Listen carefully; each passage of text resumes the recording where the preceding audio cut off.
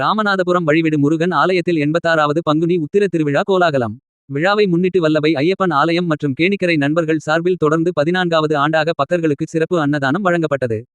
ராமநாதபுரத்தில் மிகவும் பிரசித்தி பெற்ற வழிவிடு முருகன் ஆலயத்தின் 86வது பங்குனி உத்திர திருவிழா பக்தி பெருக்குடன் வெகு விமர்சையாக நடைபெற்றது. இந்த சிறப்பு வாய்ந்த விழாவை முன்னிட்டு ஏராளமான பக்தர்கள் பால் காவடி, மயில் காவடி, வேல் காவடி, பறவை காவடி என பல்வேறு வகையான காவடிகளை எடுத்து வந்து முருகப்பெருமானுக்கு தங்கள் நேர்த்திக்கடனை செலுத்தினர். இதனால் கோவில் வளாகம் முழுவதும் பக்தர்களின் அரோகரா கோஷத்தால் அதிர்ந்தது.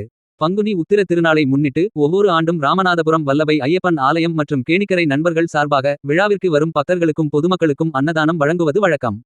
அந்த வகையில் இந்த ஆண்டும் 14வது ஆண்டாக மாபெரும் அன்னதானம் மற்றும் நீர்மோர் பந்தல் சிறப்பாக ஏற்பாடு செய்யப்பட்டிருந்தது. இந்த அன்னதான நிகழ்வை வல்லபை ஐயப்பன் ஆலயத்தின் குருசாமி மோகன் அவர்கள் கலந்து கொண்டு தொடங்கி வைத்தார்.